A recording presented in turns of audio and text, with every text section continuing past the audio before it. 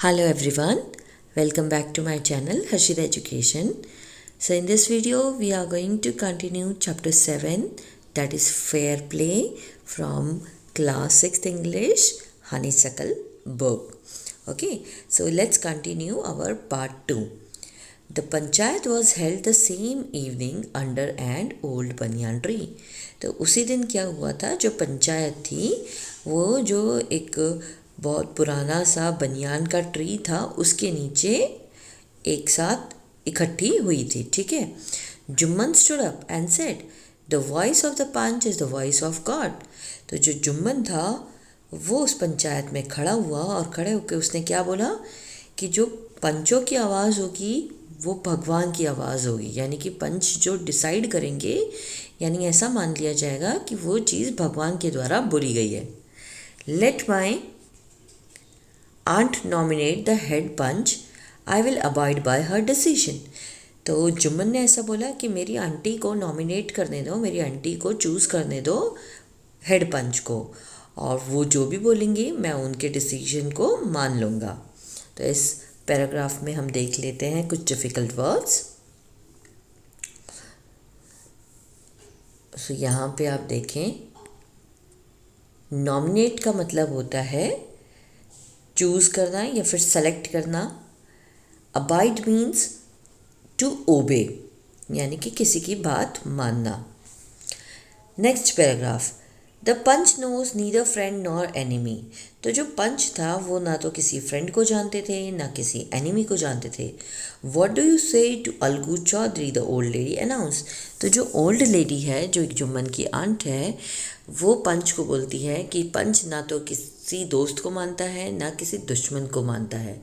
ऐसा करके वो अलगू चौधरी का नाम एज अ नॉमिनेशन लेती है. Fine replied Jumman, hiding his joy over his unexpected piece of luck. तो जब जुम्मन अलगू चौधरी का नाम सुनता है तो जुम्मन अपनी खुशी को दबाते हुए बहुत अपनी खुशी को वो दबा रहा था और वो बहुत खुश था ये सोच के कि उसकी आंटी ने जिसका नाम लिया है वो तो उसका दोस्त है. तो जुम्मन जो जो अलगू चौधरी है वो ऑफकोर्स उसी की फेवर में अपना आंसर सुनाएगा.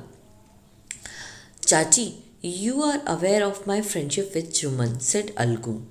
तो जो अलगू होता है वो उसकी चाची को बोलता है कि चाची आप तो जानते हो कि मेरी जो दोस्ती है वो आपके भतीजे के साथ काफ़ी ज़्यादा है, फिर भी आप मुझे नॉमिनेट कर रहे हो. I know that, replied the aunt, but I also know that you will not kill your conscience for the sake of friendship. लेकिन फिर भी जो जुम्मन की आंटी होती है वो बोलती है, हाँ मैं तुम्हारी और जुम्मन की दोस्ती के बारे में बहुत कुछ जानती हूँ, लेकिन सिर्फ तुम अपनी दोस्ती के कारण तुम अपने अंदर की आत्मा को नहीं मारोगे, है ना. तो इस तरह से वो अलगू को बोलती है. God lives in the heart of the panch. और वो ये भी बोलती है कि जो भगवान है वो पंचों के दिलों में बसता है, इसलिए पंच जो है वो कभी भी कोई डिसीजन किसी की दोस्ती या दुश्मनी की बेसिस पे नहीं लेगी. And his voice is the voice of God. और पंचों की जो आवाज़ होती है, जो उनका डिसीजन होता है, वो भगवान की आवाज़ होती है. And the old lady explain her case. और इस तरह से वो अलगू चौधरी को नॉमिनेट करके अपना केस जो है वो पंचों के सामने रखती है. Jumman said Algu, you and I R old friends. Your aunt is as dear to me as you. Now I am a punch. You and your aunt are equal before me. What have you to say in your defense? तो यहाँ पे जो अलगू है वो बोलता है जुम्मन को कि जुम्मन, तुम और मैं हम दोनों बहुत ही पुराने फ्रेंड्स हैं, लेकिन तुम्हारी जो आंटी है वो तुम्हारी ही जितनी मेरे को प्यारी है. अब मैं क्योंकि एक पंच हूँ, क्योंकि मैं यहाँ पंचों में बैठा हूँ, मुझे डिसीजन सुनाना है, इसीलिए तुम और तुम्हारी आंटी हमारे सामने इक्वल हो, लॉ के सामने इक्वल, यानी कानून के सामने बराबर हो. तो अब तुम्हें तुम्हारे डिफेंस में क्या बोलना है, इस तरह से अलगू जुम्मन को बोलता है. 3 years ago began Jumman. My aunt transferred her property to me. तो जो जुम्मन होता है वो ये कहता है कि 3 साल पहले मेरी आंटी जो है उन्होंने हमें अपनी जो प्रॉपर्टी है वो ट्रांसफ़र करी थी।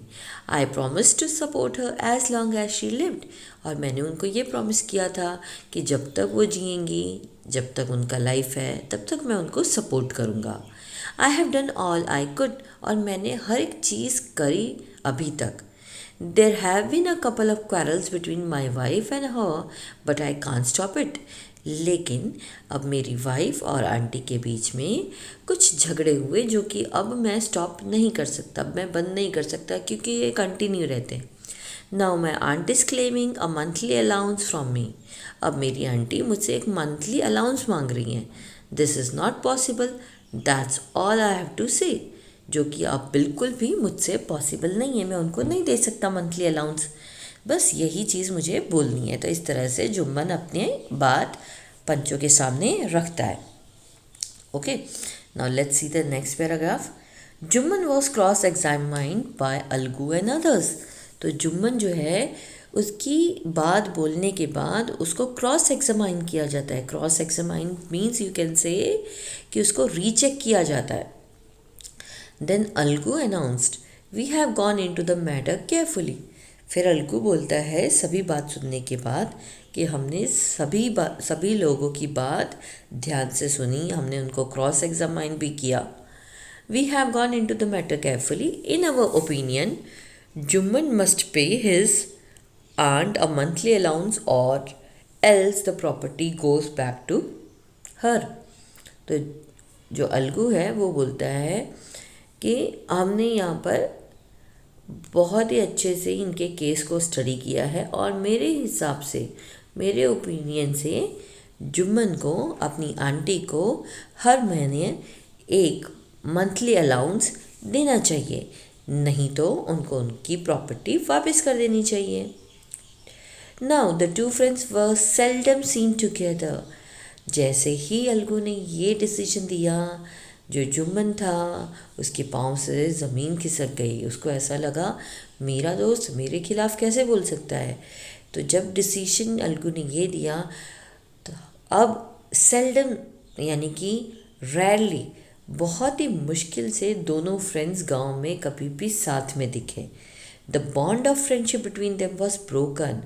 उनके बीच में जो फ्रेंडशिप का जो बॉन्ड था, जो घनिष्ठ मित्रता थी, वो टूट गई। In fact Jumman was Algu's enemy and wanted his revenge.